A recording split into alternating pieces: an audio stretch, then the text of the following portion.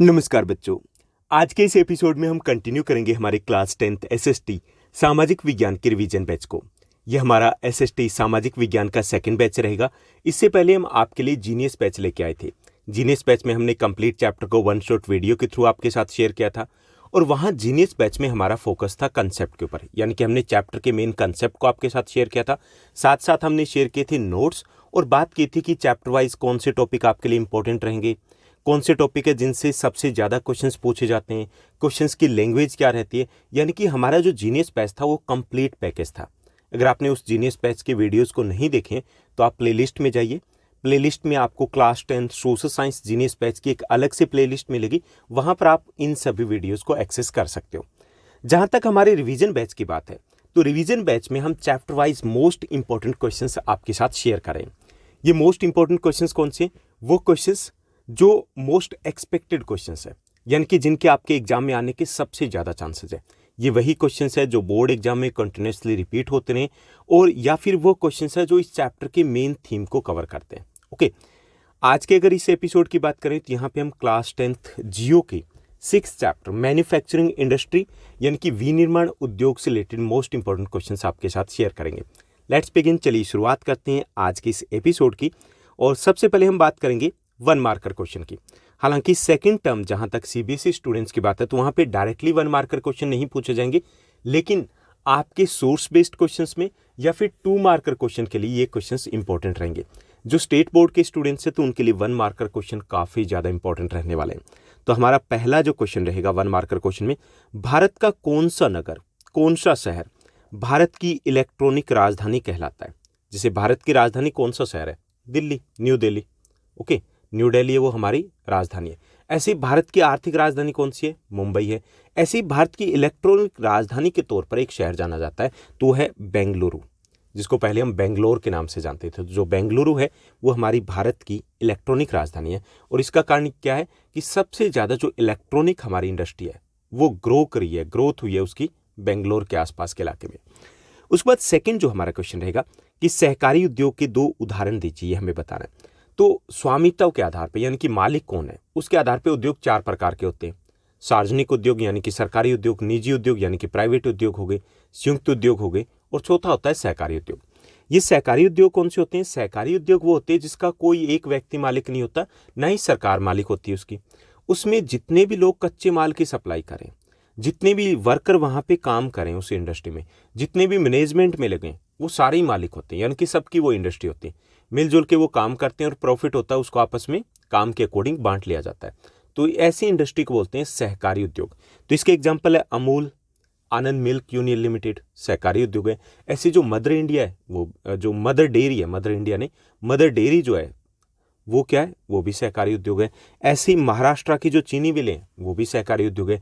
केरल के जो नारियल उद्योग है वो भी सहकारी उद्योग है। क्लियर, समझ में आ गया ना? ठीक है। उसके बाद हम थर्ड क्वेश्चन की बात करेंगे। तीसरा जो हमारा प्रश्न रहेगा कि पहली आधुनिक सूती मिल कब और कहाँ स्थापित की गई थी? हमें क्या बताना है कि हमारे देश की पहली आधुनिक सफल सूती मिल कब और कहाँ स्थापित की गई थी? तो ये 1854 में, 1854 में मुंबई, जिसको उस वक्त बम्बई बोलते थे, वहां पर स्थापित की गई थी। यानी कि पहली हमारी सूती वस्त्र की सफल मिल 1854 में मुंबई में लगी थी। चलिए अगले प्रश्न की बात करते हैं। चौथा हमारा प्रश्न रहेगा, चूना पत्थर का उपयोग किस उद्योग में कच्चे माल के तौर पर होता है? तो सीमेंट उद्योग में चूने पत्थर का प्रयोग किया जाता है। ये अलग तरीके से भी क्वेश्चन पूछा जा सकता है कि सीमेंट उद्योग का कच्चा माल कौन सा? तो वो चूना पत्थर आएगा। चलिए नेक्स्ट क्वेश्चन की बात करते हैं। 5वां हमारा प्रश्न रहेगा, 5th हमारा क्वेश्चन दिया गया, संसार में पटसन और पटसन से निर्मित सामान का सबसे बड़ा उत्पादक देश कौन सा है? पटसन मतलब जिसको आप जूट भी बोल सकते हो। जूट आपने नहीं देखी होगी। जूट एक फसल होती है, काफ़ी लंबी फसल होती है, और जो आपने कहीं पे स्कूल वगैरह में मैट देखे होंगे या बोरे देखे होंगे, जो मैट या बोरे होते हैं वो उसी जूट से बने होते हैं। क्लियर, यानी कि जूट फसल होती है, उसको गलाया जाता है और उसको फिर पीट करके उससे रेशा निकाला जाता है, तो वो जूट या पटसन कहलाती है। तो यहाँ हमसे क्या पूछा गया है कि हमें बताना है कि विश्व में पटसन और पटसन से बने सामान का सबसे बड़ा उत्पादक देश कौन सा है? तो है हमारा देश भारत। लेकिन इस क्वेश्चन की थोड़ी सी लैंग्वेज अगर चेंज कर दी जाए तो इसका आंसर चेंज हो जाएगा। अगर ये पूछ लिया जाए कि पटसन से बने सामान का सबसे बड़ा निर्यातक कौन सा है जो दूसरे देशों में भेजता है, ओके, एक्सपोर्टर, तो वहां पे भारत दूसरे स्थान पे चला जाता है। पहले स्थान पे आएगा बांग्लादेश, ओके क्लियर, क्योंकि भारत में बनाते तो हम सबसे ज़्यादा है, लेकिन क्योंकि बहुत बड़ा देश है, हमारी खुद की मार्केट होती है, यहीं पे खपत हो जाती है, एक्सपोर्ट के लिए उतना नहीं बच पाता। क्लियर। तो चलिए सिक्स्थ क्वेश्चन को देखते हैं। छठा हमारा प्रश्न रहेगा, भारत की अधिकांश पटसन मिलें पश्चिम बंगाल में किस नदी के किनारे पर स्थित है? तो यह हुगली नदी के किनारे पर। ओके, हुगली नदी कहाँ से आ गई? जैसे जो हमारी गंगा नदी निकलती है तो वो चली गई वेस्ट बंगाल में। वेस्ट बंगाल में जाने के बाद ये एंट्री करती है कहाँ पर? ये बॉर्डर के पास ही इन्होंने एंट्री की बांग्लादेश में। तो एंट्री से पहले ही दो धाराओं बन जाती है, एक दक्षिण की तरफ आ जाती है जिसके किनारे कोलकाता स्थित है, तो यही हुगली नदी है। ओके, यानी कि गंगा की ही एक दक्षिणवर्ती ये धारा है। तो इसी के किनारे यहाँ से लेकर के यहाँ तक 98 किलोमीटर लंबी एक बेल्ट है और 3 किलोमीटर चौड़ी बेल्ट है। तो इसी नदी के किनारे इस 98 किलोमीटर लंबी बेल्ट में भारत में लगभग 70 के आसपास जूट की मिले, तो उसमें से ज़्यादातर मिले इसी इलाके में। ओके, चलिए सेवंथ क्वेश्चन को देखते हैं, सातवां जो हमारा प्रश्न रहेगा। सातवां प्रश्न है कि भारत का पहला पटसन उद्योग का सफल कारखाना कब और कहाँ लगा था? ओके, ये हमें बताना है। तो 1859 यानी कि 1859 में कलकत्ता, जो उस वक्त कलकत्ता था, अब कोलकाता हो चुका है, कलकत्ता के पास रिश्रा में लगा था। कब? 1859 में। कहाँ? कलकत्ता के पास रिश्रा में। उसके बाद आठवां हमारा प्रश्न रहेगा, भारत में सॉफ्टवेयर टेक्नोलॉजी पार्कों की संख्या कितनी है? इंडियन गवर्नमेंट ने आईटी यानी कि इंफॉर्मेशन टेक्नोलॉजी को बढ़ावा देने के लिए भारत में सॉफ्टवेयर टेक्नोलॉजी पार्क सेटअप किया। तो हमारे देश में टोटल जो आईटी पार्क है वो 18 है, 18 हैं। दिल्ली के आसपास की बात करें तो नोएडा में आईटी पार्क है, राजस्थान में जयपुर में भी है, ऐसे ही मोहाली में भी है, चंडीगढ़ के पास। क्लियर, गांधीनगर, भोपाल, तो ये प्रमुख आईटी पार्क में आ जाते हैं। यहाँ दिल्ली के आसपास नॉर्थ इंडिया की अगर बात की जाए तो। उसके बाद नाइन्थ हमारा क्वेश्चन रहेगा, नौवां हमारा प्रश्न दिया गया कि Tata iron and steel company की स्थापना कब और कहाँ की गई थी? इसको हम टिस्को के नाम से भी जानते हैं। तो टिस्को की स्थापना कब और कहाँ की गई थी हमें बताना है। तो जो टिस्को है उसकी स्थापना जमशेदपुर में की गई थी 1907 में, 1907 में, जो इस वक्त भारत की सबसे बड़ी टाटा आयरन स्टील कंपनी है, वो सबसे बड़ी स्टील कंपनी है स्टील के प्रोडक्शन के मामले में अगर बात की जाए। तो इसकी स्थापना जमशेदपुर में की गई थी। हालांकि उस वक्त जमशेदपुर को साकची के नाम से जाना जाता था, एक छोटा सा गांव होता था साकची, वहाँ पे टिस्को का कारखाना लगा था। बाद में वो साकची बड़ा होता गया और उसका नाम रख दिया गया जमशेदपुर, क्योंकि जो टिस्को कारखाना लगाया था वो लगाया था जमशेद जी टाटा ने, उन्हीं के नाम पे उस साकची का नाम जमशेदपुर कर दिया गया। ओके, उसके बाद बात की जाए 10th क्वेश्चन की, 10वां हमारा प्रश्न रहेगा, ये सेकंड लास्ट क्वेश्चन रहेगा। आधुनिक औद्योगिक विकास की कुंजी किस उद्योग को कहा जाता है? तो वो है लौह इस्पात उद्योग, क्योंकि आधुनिक विकास वो डिपेंड करता है इसी इंडस्ट्री के ऊपर, लौह और इस्पात के ऊपर, क्योंकि चाहे कोई भी इंडस्ट्री हो वो इसके बिना सर्वाइव नहीं करती। जो मशीनें बनी होती है वही लौह इस्पात से ही बनी होती है। क्लियर, तो इसे आधुनिक विकास की कुंजी या की कहा जाता है, चाबी कहा जाता है। उसके बाद नेक्स्ट जो हमारा क्वेश्चन रहेगा 11th क्वेश्चन है, जो कि लास्ट है 1 मार्कर में। हमें इसमें बताना है कि एनटीपीसी टिस्को सेल का पूर्ण रूप यानी कि हमें बताना फुल फॉर्म क्या होगी। तो इस टाइप के जब क्वेश्चन अगर पूछा जाए कि एनटीपीसी है, वो अगर इंग्लिश में लिखा तो हमें आंसर चाहे हिंदी मीडियम हो हमें इंग्लिश में ही देना। तो एनटीपीसी जो है इसकी फुल फॉर्म रहेगी national thermal power corporation, national thermal power corporation. अब ये है क्या चीज़ कि इसे राष्ट्रीय थर्मल को हम बोल देंगे तापीय शक्ति कॉरपोरेशन या निगम बोल देंगे। ओके, राष्ट्रीय तापीय ऊर्जा निगम कह सकते हैं इसको हिंदी में। तो ये थर्मल पावर कौन सी होती है कि जैसे बिजली जो बनाई जाती है वो एक तो जल विद्युत होती है, जल से बनती है, हाइड्रो इलेक्ट्रिसिटी जिसे को बोलते हैं। एक होती है एटॉमिक या न्यूक्लियर एनर्जी होती है, ओके, जो यूरेनियम या थोरियम से बनाई जाती है। तीसरी होती है हमारी थर्मल पावर, जो कोयले को जला करके या पेट्रोलियम से बनाई जाती है। ओके, तो थर्मल पावर स्टेशन है, तो उनका एक कॉरपोरेशन बना दिया गया जो है national thermal power corporation. Clear, NTPC. उसके बाद है टिस्को। टिस्को की फुल फॉर्म रहेगी टी से टाटा, आई से आयरन, एस से स्टील और सीओ से company, Tata iron steel company, TISCO. SAIL, steel authority of India limited.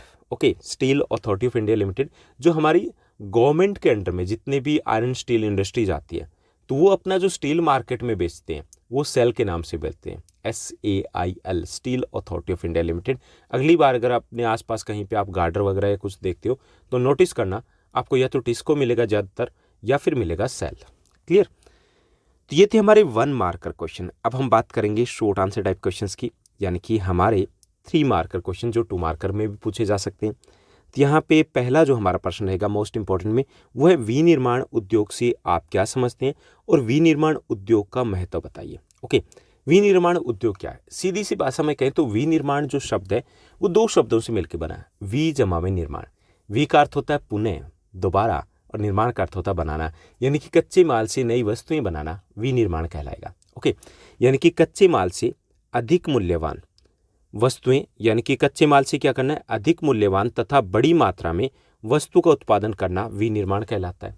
आसान सी भाषा में आपको लिखना है, किसी भी भाषा में लिख दीजिए, चाहे तो सिंपल तरीके से लिख दीजिए कि वी जमा में निर्माण, वी का अर्थ होता है दोबारा, निर्माण का अर्थ होता है बनाना, यानी कि कच्चे माल से नई वस्तुएं तैयार करना विनिर्माण कहलाता है। ओके, विनिर्माण के बाद उस वस्तु में 2 बदलाव आते हैं। एक तो वस्तु ज़्यादा उपयोगी हो जाती है, दूसरा वो ज़्यादा मूल्यवान हो जाती है, यानी कि उसकी वैल्यू भी बढ़ जाती है, उसकी यूजेबिलिटी बढ़ जाती है, वो ज़्यादा यूजेबल हो जाती है वस्तु। जैसे देखिए इसके एग्जाम्पल रहेंगे, कपास से कपड़ा बनाना, गन्ने से चीनी बनाना, ये क्या विनिर्माण है। अब देखिए कपास से कपड़ा बना तो कपास तो सस्ती होती है ना, अब की बात करें तो लगभग 80 रुपीज़ पर केजी के आसपास है कपास, लेकिन जब उससे शर्ट बन जाएगी, विनिर्माण हो गया, कपड़ा बन गया, जब उससे शर्ट बन गई तो उसकी कीमत कितनी होगी? 100-150 ग्राम की शर्ट है वो 500 रुपये से लेकर के 20,000-25,000 रुपये की हो सकती है ना, कीमत बढ़ गई, काम भी बहुत सारे आ सकते हैं, वरना कपास इतने काम नहीं आती। ऐसे जो गन्ना है वो 2-4 रुपये का मिल जाता है गन्ना, लेकिन जब उससे चीनी अगर बन जाए 1 kg चीनी तो 40-45 रुपीज़ पर केजी चीनी मिल रही है, कीमत बढ़ गई ना। और काम देखिए, उसका काम वैल्यू के साथ साथ उसका काम बढ़ जाएगा। अब गन्ना है, चूस सकते हैं, जूस निकाल सकते हैं, अब गन्ने से हलवा तो नहीं बना सकते ना, गन्ने से जलेबियाँ नहीं बना सकते, चीनी से बना सकते हैं, यानी कि नई वस्तु जो बनी वो कीमती हो गई और उसका कई तरीके से उपयोग भी कर सकते, वो अधिक उपयोगी हो जाती है। तो ये होता है विनिर्माण उद्योग। अब हमें बताना कि जो विनिर्माण उद्योग है उसका महत्व क्या है, उसकी इंपॉर्टेंस क्या है।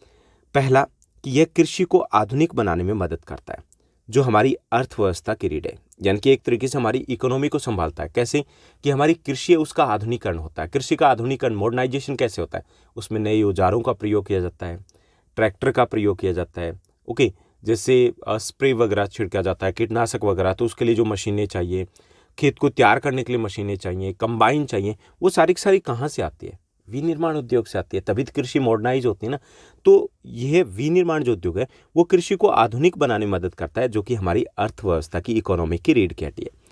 कृषि आय पर लोगों की बाहरी निर्भरता को कम करके उन्हें द्वितीयक और तृतीयक क्षेत्रों में रोजगार प्रदान करता है। ओके, दूसरा इसका लाभ ये कि ये जो विनिर्माण उद्योग है इससे मतलब नए कारखाने सेटअप हुए, क्लियर, नई वस्तुएं बनती हैं। इससे क्या होता है कि जो कृषि पर लोग निर्भर है अपनी आय के लिए, वो निर्भरता कम हो जाती है। वो लोग कहाँ जाते हैं? वो सेकेंडरी सेक्टर में आ जाते हैं।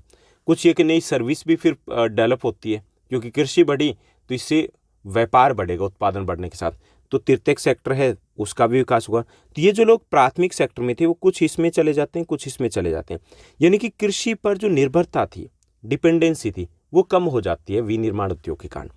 उसके बाद तीसरा जो महत्व है, यह देश से बेरोजगारी और गरीबी उन्मूलन में मदद करता है, क्योंकि जैसे कृषि का विकास हुआ, ओके, लोगों की आय बढ़ी, ऐसे विनिर्माण उद्योग में भी लाखों लोगों को रोजगार मिला। ऐसे ही जब कृषि और विनिर्माण उद्योग बढ़ते हैं तो तृतीयक सेक्टर, टर्सरी सेक्टर भी बढ़ता है, लोगों को काम धंधा मिलता है, देश की आय बढ़ती है। इससे क्या होगा?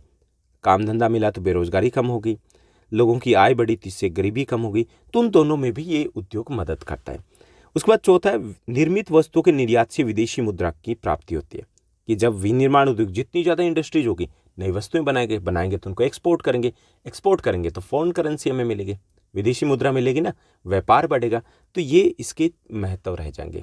ओके, बहुत कुछ और लिखा जा सकता है, लेकिन क्योंकि ये 3 मार्कर से ज़्यादा क्वेश्चन नहीं पूछा जाएगा तो आप 3 पॉइंट्स भी लिख दोगे तो चलेगा, दौड़ेगा। उसके बाद हमारा नेक्स्ट जो क्वेश्चन दिया गया है, शॉर्ट आंसर टाइप क्वेश्चन में सेकंड हमारा क्वेश्चन रहेगा, चीनी उद्योग दक्षिण भारत की ओर क्यों स्थानांतरित हो रहा है? यानी कि बहुत इंपॉर्टेंट क्वेश्चन है। अगर मुझे यहाँ से एक शॉर्ट आंसर टाइप क्वेश्चन उठाना हो कि एक एग्जाम में डालना है, डाल दीजिए, तो मैं इस क्वेश्चन को उठा लेता। ओके, तो चीनी उद्योग जो है वो पहले नॉर्थ इंडिया में था। नॉर्थ इंडिया मतलब कि यूपी और बिहार में मुख्य तौर पर था। अब क्या हो रहा है कि पिछले कुछ वर्षों में ये उद्योग, ये मिलें साउथ इंडिया की तरफ जा रही है। तो इसके कारण क्या है हमें बताना है। तो हाल के वर्षों में मिलें दक्षिणी और पश्चिमी राज्यों में स्थानांतरित हो रही है, खास तौर पर महाराष्ट्र में। महाराष्ट्र के बाद आंध्र प्रदेश में अच्छी खासी चीनी मिलें लग रही हैं। इसके कारण क्या है?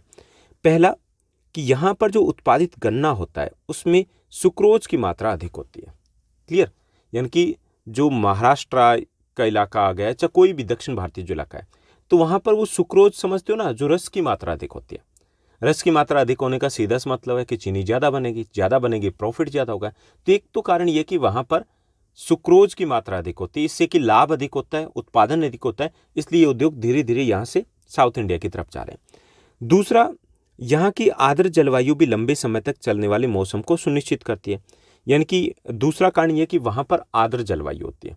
ओके, क्लाइमेट जो होती है, वेट क्लाइमेट होती है, इससे वहाँ पर जो पिड़ाई का मौसम होता है, पिड़ाई यहाँ पे मैंने नहीं लिखा है, पिड़ाई का जो मौसम वो लंबा चलता है।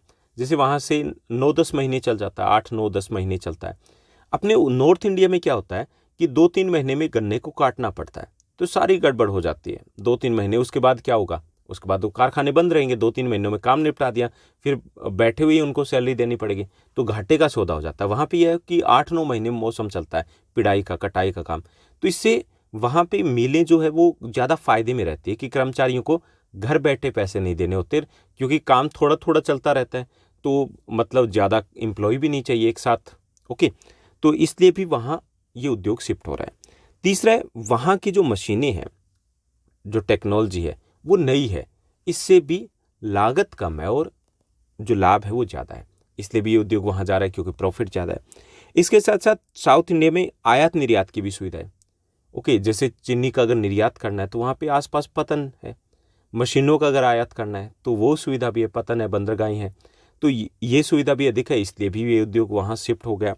इसके साथ साथ एक और पॉइंट लिख सकते हैं जो मैंने यहाँ पे लिखा नहीं, कि वहाँ की आर्द्र जलवायु के कारण जो दक्षिण भारत है वहाँ प्रति हेक्टेयर गन्ने का उत्पादन भी ज़्यादा हो रहा है, इससे भी वहाँ किसान गन्ना खूब होने लगे हैं, इसलिए भी ये उद्योग धीरे धीरे साउथ इंडिया की तरफ शिफ्ट होने लगे।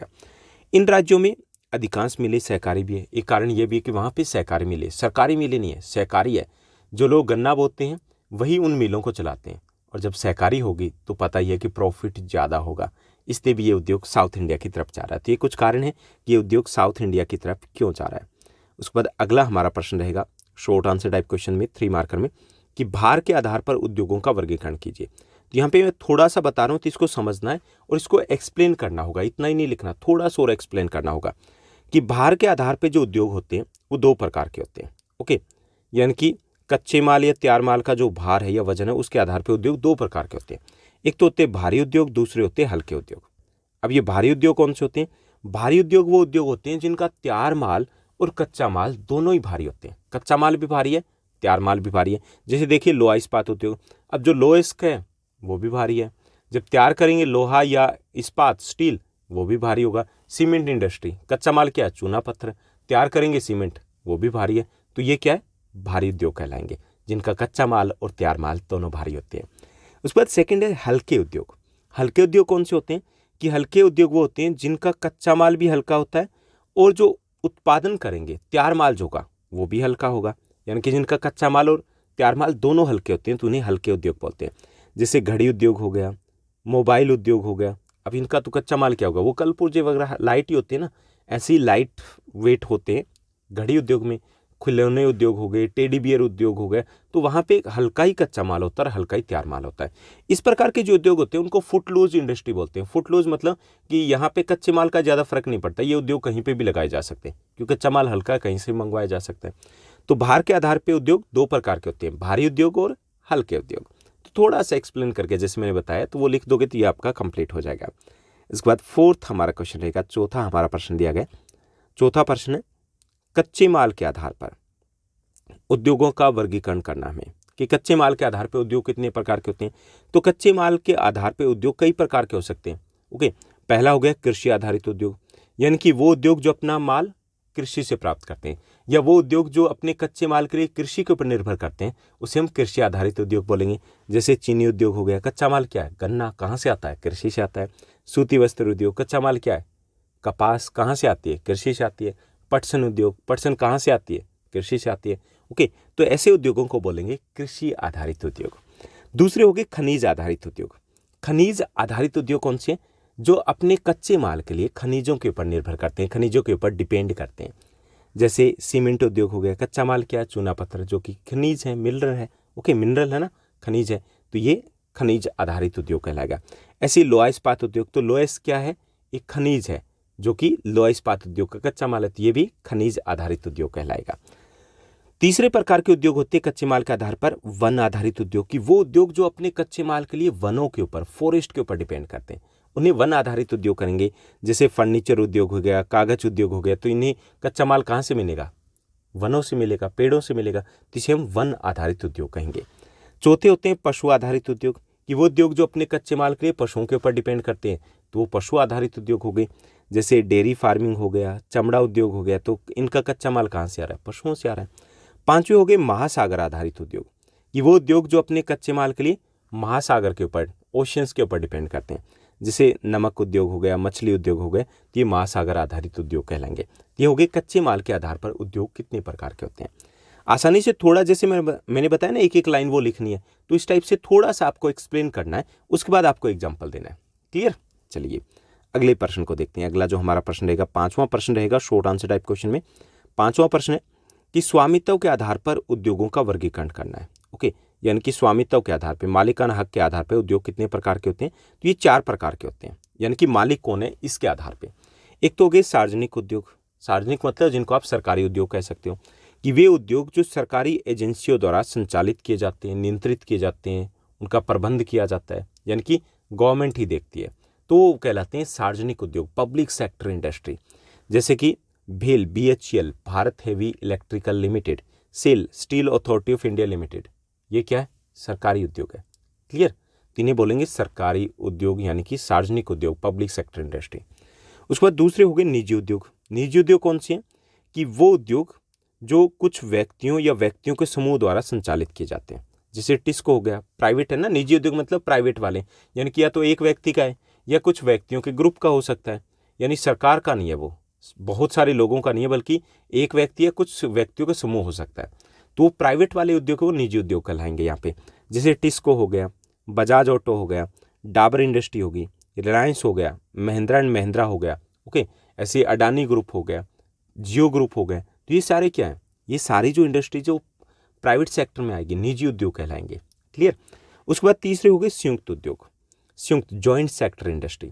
संयुक्त उद्योग कौन से होते हैं, कि वो उद्योग जो राज्य सरकार है, यानी कि सरकार, और जो प्राइवेट सेक्टर, निजी क्षेत्र है, वो मिल करके चलाते हैं। यानी कि कुछ पैसा गवर्नमेंट का लगा है, कुछ पैसा है वो प्राइवेट सेक्टर में का लगा है, यानी कि ये ऊपर वाले, अगर ये दोनों मिलकर कोई उद्योग चला रहे हैं, तो उसको हम क्या बोलेंगे, उसको हम बोलेंगे संयुक्त उद्योग, जॉइंट सेक्टर इंडस्ट्री कहलाएगी। जैसे OIL, ऑयल इंडिया लिमिटेड, ये क्या है, ये संयुक्त उद्योग का एग्जाम्पल है, ऑयल इंडिया लिमिटेड। क्लियर? यानी कि इसमें गवर्नमेंट का भी पैसा लगा हुआ है और प्राइवेट सेक्टर का भी पैसा लगा हुआ है, तो ये हो जाएगा हमारा संयुक्त उद्योग। उसके बाद चौथा जो उद्योग दिया गया, चौथा उद्योग है सहकारी उद्योग।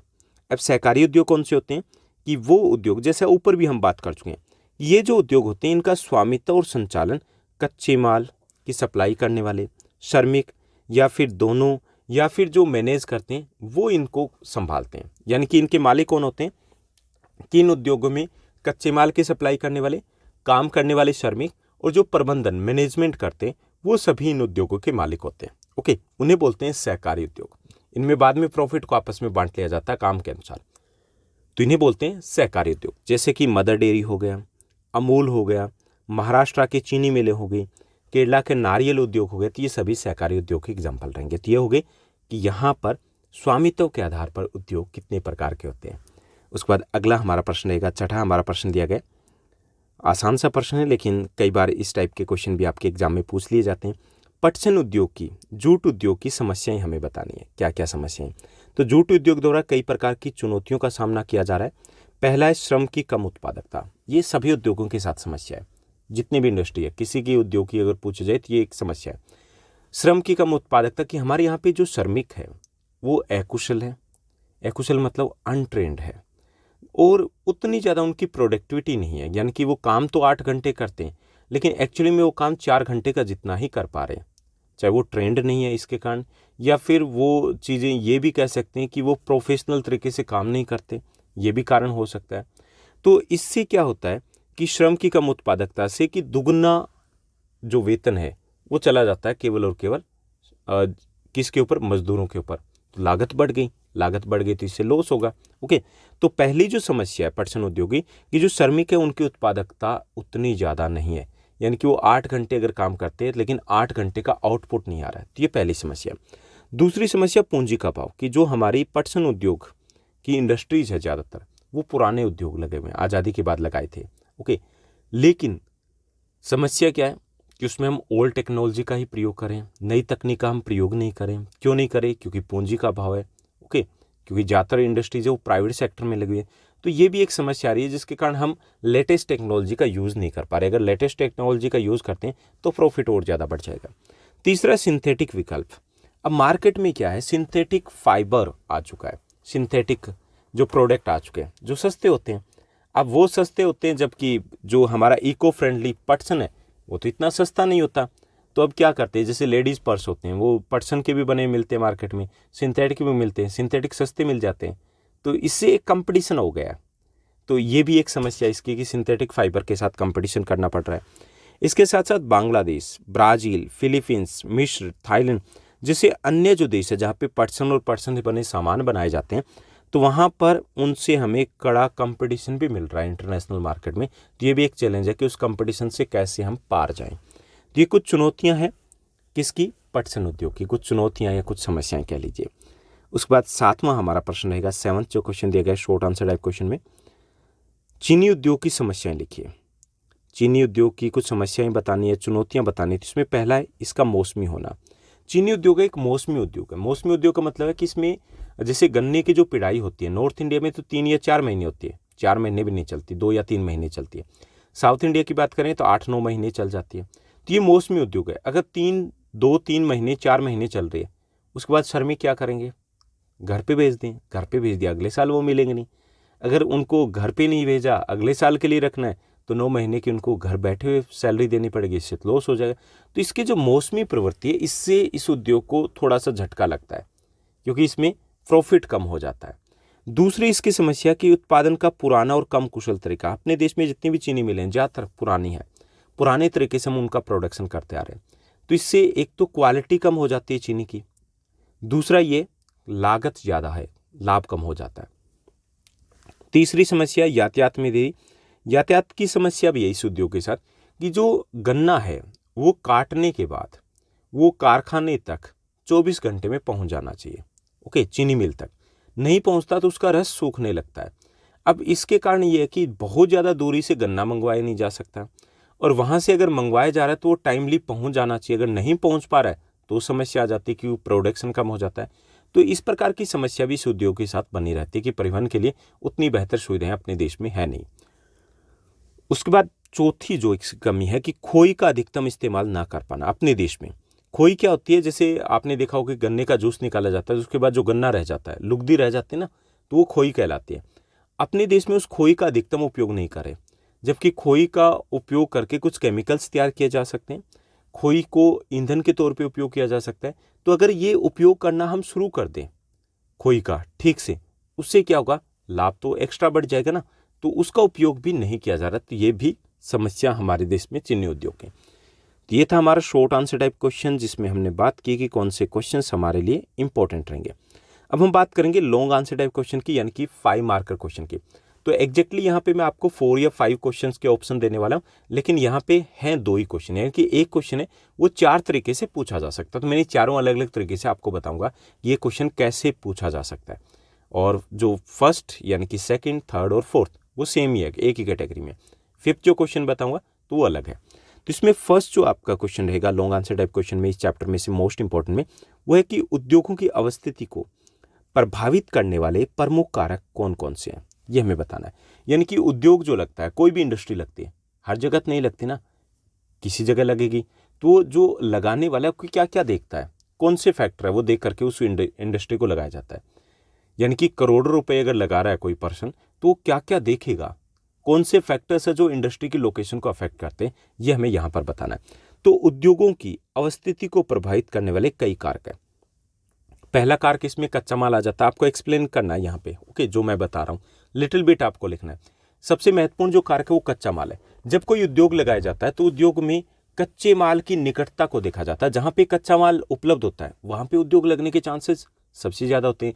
जैसे गन्ना, मान लीजिए कि हमें चीनी मिल लगानी है, तो कहाँ लगाएंगे? दिल्ली के अंदर थोड़ी लगाएंगे, हम लगाएंगे जहाँ पे गन्ना हो, क्योंकि अगर पास में कच्चा माल उपलब्ध हो तो परिवहन की लागत कम हो जाएगी, और परिवहन की लागत कम होने का मतलब अपना लाभ बढ़ जाएगा। ऐसे ही देखिए, चीनी उद्योग है, कहाँ पे मिलेगी? जहाँ पे गन्ना का उत्पादन हो रहा है। महाराष्ट्र या फिर अहमदाबाद के आसपास है ज़्यादातर सूती वस्त्र मिले हैं, क्यों है? क्योंकि वहाँ पे कपास का उत्पादन होता है। ऐसे लोहा इस्पात उद्योग छोटा नागपुर पठार के आसपास है, क्यों है? क्योंकि वहाँ पे कच्चा माल लोएस्क मिलता है। ऐसे ही जो जूट मिल है वो वेस्ट बंगाल में क्यों है? क्योंकि वहाँ पे पटसन का उत्पादन होता है। तो जो सबसे महत्वपूर्ण कारक होता है जो किसी भी उद्योग की अवस्थिति को प्रभावित करता है वो कच्चा माल। जहाँ कच्चा माल उपलब्ध होगा वहाँ पर उद्योग लगने की संभावना ज़्यादा रहेगी। दूसरा, सस्ता श्रम। अब ये जो बड़े उद्योग होते हैं उसमें 20-30 हज़ार 50 हज़ार लाख तक श्रमिक काम करते हैं। ओके, बड़ी संख्या में श्रमिक काम करते हैं, एक पूरी चेन बनी होती है। तो जहाँ पर श्रमिक आसानी से और सस्ते मिले वहाँ उद्योग लगने के चांसेस ज़्यादा होते हैं। अब सस्ते कहाँ मिलेंगे? जहाँ घनी जनसंख्या होगी, ज़्यादा जनसंख्या होगी। इसीलिए जैसे आप छोटा नागपुर पठार के आसपास देखिए, कोलकाता के आसपास, मुंबई, चेन्नई के आसपास, तो वहाँ घनी जनसंख्या है, तो वहाँ पे उद्योग ज़्यादा है। दिल्ली एनसीआर के आसपास जनसंख्या घनी है, उद्योग ज़्यादा मिलेंगे।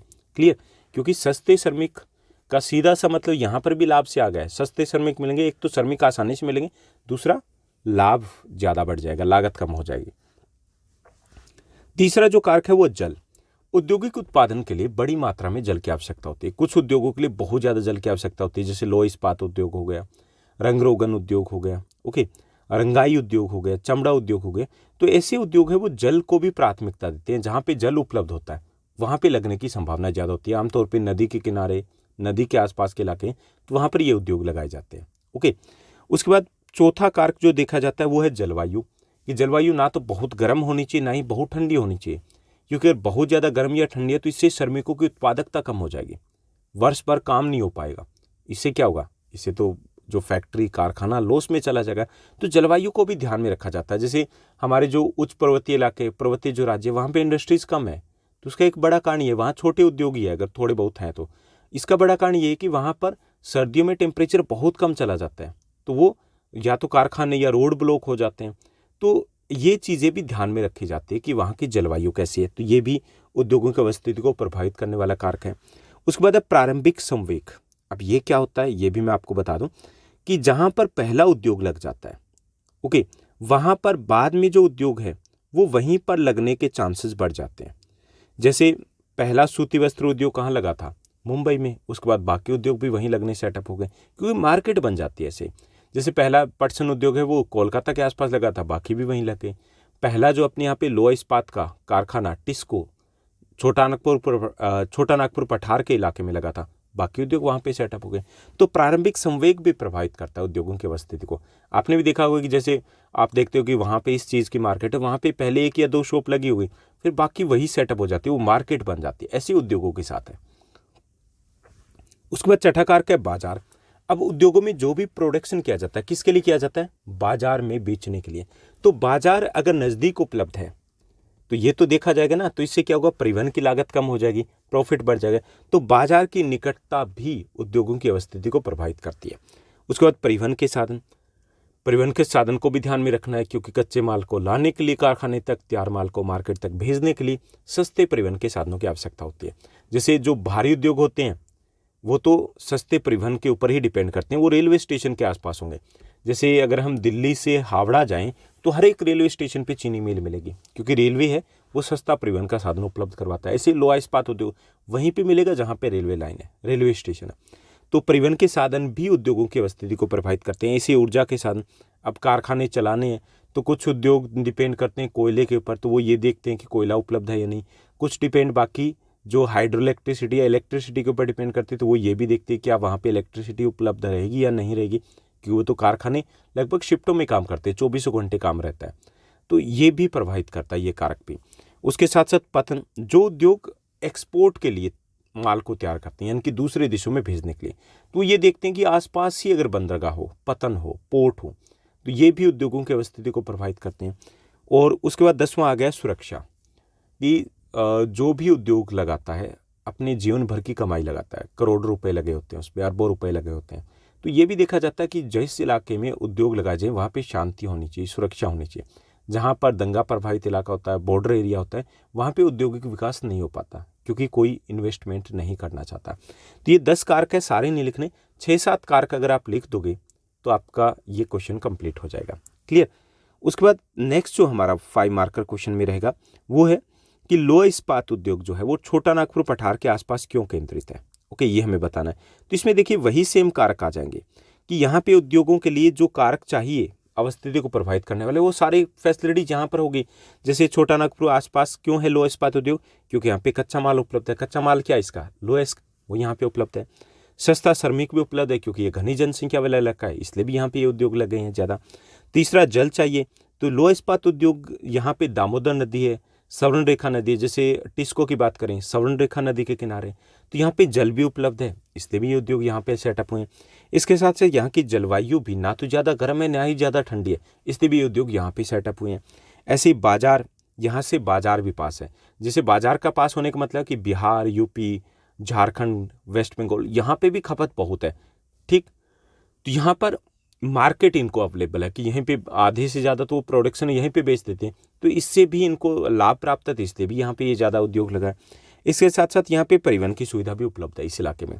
ये जो इलाका है छोटा नागपुर पठार, ये पूरे देश से सड़क मार्ग के द्वारा, रेल मार्ग के द्वारा जुड़ा हुआ एक जाल बिछा हुआ है यहाँ पर, इसलिए भी ये उद्योग यहाँ पर सेटअप हुआ है।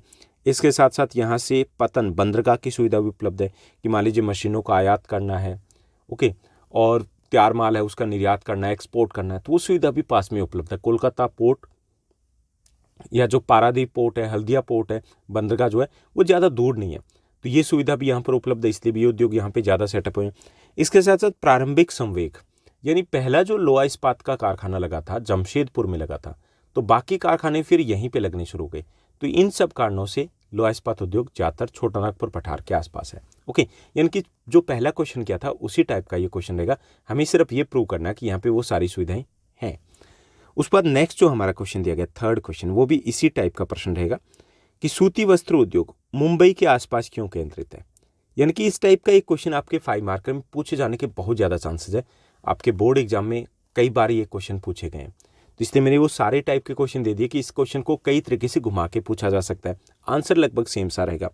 जैसे सूती वस्त्र उद्योग मुंबई या अहमदाबाद के आसपास क्यों है, कि पहला जो सफल कपड़ा मिल थी वो मुंबई में 1854 में स्थापित की गई थी। सूती वस्त्र उद्योग के महाराष्ट्र या गुजरात के आसपास या मुंबई या अहमदाबाद के आसपास केंद्रित होने के कई कारण हैं। पहला, कच्चा माल। ये जो इलाका है महाराष्ट्र, गुजरात का, ये काली मिट्टी का इलाका है, तो यहाँ पे कपास का खूब उत्पादन होता है, और कपास ही तो कच्चा माल है ना यहाँ, तो कच्चा माल आसानी से और सस्ता उपलब्ध है, इसलिए ये उद्योग यहाँ पे ज़्यादा सेटअप हुआ है। दूसरा, ये घनी जनसंख्या वाले इलाके, तो यहाँ पे सस्ते श्रमिक भी उपलब्ध है। तीसरा, यहाँ पर जल भी उपलब्ध है। जल मतलब नदियों की बात करें तो कई छोटी छोटी नदियाँ इस इलाके से होकर के गुजरती हैं, तो पानी भी उपलब्ध है जिसकी इनको रिक्वायरमेंट होती है। चौथा, जलवायु। ये जो सूती वस्त्र उद्योग होता है इसको एक आर्द्र या नम जलवायु चाहिए। ओके, ह्यूमिडिटी होनी चाहिए उसमें। आर्द्र या नम जलवायु होती है तो उसमें वो धागा बार बार नहीं टूटता, तो यहाँ की जलवायु भी इस उद्योग के लिए ज़्यादा सूटेबल है, इसलिए भी ये उद्योग यहाँ पे सेटअप हुआ है। ऐसे ही बाजार की निकटता है। बाजार की निकटता मतलब ये घनी जनसंख्या वाला इलाका, तो बहुत सारी खपत तो यहीं हो जाती है, ये भी लाभ प्राप्त है यहाँ पे। परिवहन की सुविधा है। ये जो इलाका है ये पूरे देश से सड़क और रेल परिवहन से जुड़ा हुआ है, साथ ही साथ ये जल परिवहन के द्वारा विदेशों से भी जुड़ा है, तो इंपोर्ट एक्सपोर्ट की भी फैसिलिटी यहाँ अवेलेबल है। इसके साथ साथ मुंबई, कांडला बड़ी बंदरगाहें हैं इस इलाके में, जिससे इंपोर्ट एक्सपोर्ट की सुविधा मिलती है। मशीनों का आयात करना हो, तैयार माल का निर्यात करना हो, तो इसलिए भी उद्योग यहाँ पे सेटअप हुआ है। और प्रारंभिक संवेग भी आ जाएगा, क्योंकि पहला जो सूती वस्त्र मिल का कारखाना था, पहला जो सूती मिल थी वो यहीं पे मुंबई में लगी थी 1854 में। इसके कारण भी बाकी उद्योग फिर यहीं पे सेटअप होने शुरू हो गए। तो ये वो कारण है जिसके कारण ये उद्योग मुंबई या अहमदाबाद के आसपास या महाराष्ट्र या गुजरात में फैला हुआ है। यानी कि थोड़ा सा कॉमन सेंस आपको यूज करना है, तो उसी क्वेश्चंस के ये पार्ट्स बन रहे हैं, तो अलग अलग तरीके से पूछे जा सकते हैं। अगला जो हमारा क्वेश्चन रहेगा तो वो भी इसी टाइप का प्रश्न हमारा रहेगा कि पटसन उद्योग हुगली नदी के किनारे क्यों केंद्रित है।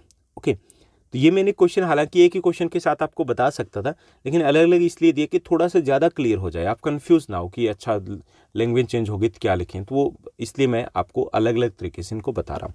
हालांकि इसको आप क्वेश्चन एक ही मान सकते हो। तो पटसन उद्योग हुगली नदी के किनारे क्यों केंद्रित है। तो हमारे देश में पटसन की जूट की लगभग 70 मिलें हैं, और उसमें से ज़्यादातर जो मिलें हैं वो पश्चिम बंगाल में है। ये मुख्यतः हुगली नदी है उसके किनारे स्थित है। जैसे मैंने पहले बताया कि जो गंगा नदी है वो ऐसे निकलती है, वो जब बांग्लादेश में एंट्री करती है तो उससे पहले एक धारा साउथ की तरफ चली जाती है, ये हुगली नदी है। तो इसी नदी के किनारे 98 किलोमीटर लंबी और 3 किलोमीटर चौड़ी बेल्ट में ये सारी मिलें लगी हुई हैं। तो यहाँ पे है क्यों इतनी मिलें, इसका हमें कारण बताना है। तो पहला ये कि यहाँ पे कच्चा माल उपलब्ध है। भारत का सबसे बड़ा जो जूट उत्पादक राज्य है वो हमारा वेस्ट बंगाल है। 80% के आसपास जूट वेस्ट बंगाल में ही प्रोड्यूस होती है, बाकी उड़ीसा, बिहार, झारखंड में थोड़ी बहुत होती है। तो इसलिए कच्चा माल यहाँ पर उपलब्ध है, तो इसलिए ये उद्योग यहाँ पे सेटअप हुआ है।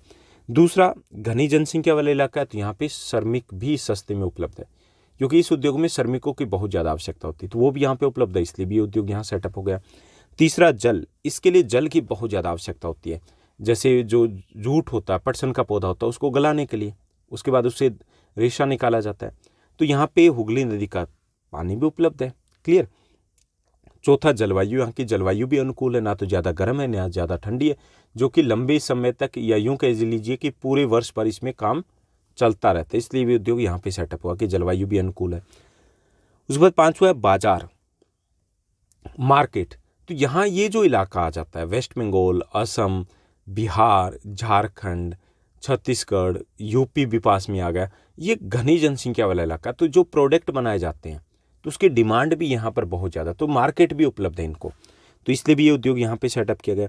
परिवहन की सुविधा भी उपलब्ध है। ये पूरा इलाका रेल मार्ग और सड़क परिवहन से पूरे देश से जुड़ा हुआ है, तो ये भी एक कारण रहा है कि यहाँ पे लगा दिया, तो चलिए अगर कहीं पे और हिस्सों में सप्लाई करना तो सप्लाई भी किया जा सकता है तैयार माल। उसके साथ साथ बंदरगाह की सुविधा भी उपलब्ध है। कोलकाता बंदरगाह, हुगली बंदरगाह बिल्कुल पास में स्थित है, तो कोलकाता और हल्दिया बंदरगाह दोनों ही पतन है, पास में स्थित है, तो उन पोर्ट से इंपोर्ट एक्सपोर्ट की भी सुविधा उपलब्ध है। उसके बाद आठवां जो कारण है वो प्रारंभिक संवेग। ओके, शुरुआत की जो पहला कारखाना लगा था यहाँ पे पटसन उद्योग का, वो था 1859 में कोलकाता के पास रिश्रा में। और जब पहला उद्योग लग जाता है तो बाद में कई बार ये होता है कि वो उद्योग के बाद बाकी उद्योग भी वहीं पे लगने शुरू हो जाते हैं, तो ये भी एक कारण है कि इसलिए यहाँ पे उद्योग ज़्यादा लगे हुए हैं। तो ये था हमारा क्वेश्चन जिसमें हमें बताना था कि पटसन या जूट उद्योग वो ज़्यादातर हुगली नदी के किनारे क्यों स्थित है। उसके बाद अगले प्रश्न की बात करेंगे। पांचवा जो हमारा प्रश्न रहेगा लॉन्ग आंसर टाइप क्वेश्चन का, ये लास्ट क्वेश्चन रहेगा इस चैप्टर का लॉन्ग आंसर टाइप क्वेश्चन में, कि औद्योगिक प्रदूषण को कम करने के कुछ सुझाव दीजिए। साधारण सा जनरल सा क्वेश्चन है, लेकिन एग्जाम में ये रिपीट हुआ है। तो हम बताएंगे इसमें, पहले तो बताएंगे जल प्रदूषण को कम करने के उपाय, 2 या 3 बता देंगे वायु प्रदूषण को कम करने के उपाय, 2 या 3 बता देंगे तापीय प्रदूषण को कम करने के उपाय, क्योंकि हमारी एनसीईआरटी के अकॉर्डिंग हम बताएंगे कि उनमें इन 3 प्रकार के प्रदूषण की ज़्यादा बात की है। ओके, तो सबसे पहले जल के औद्योगिक प्रदूषण को कम करने के लिए कुछ सुझाव हमें बताने।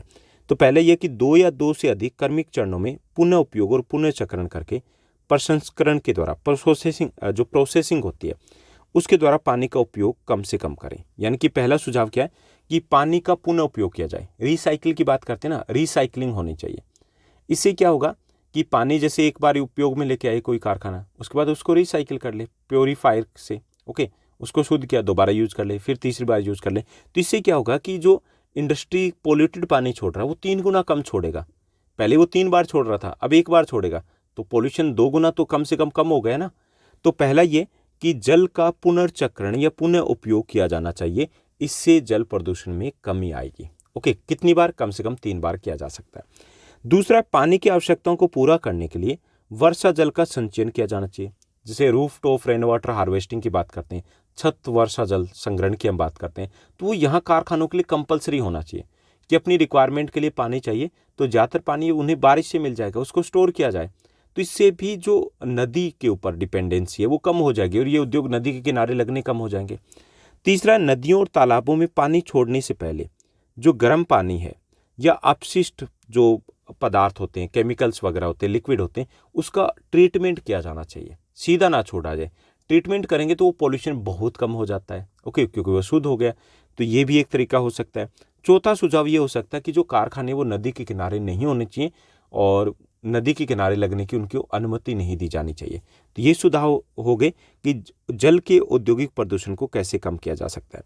उसके बाद वायु प्रदूषण को नियंत्रित करने के उपाय क्या क्या हो सकते हैं।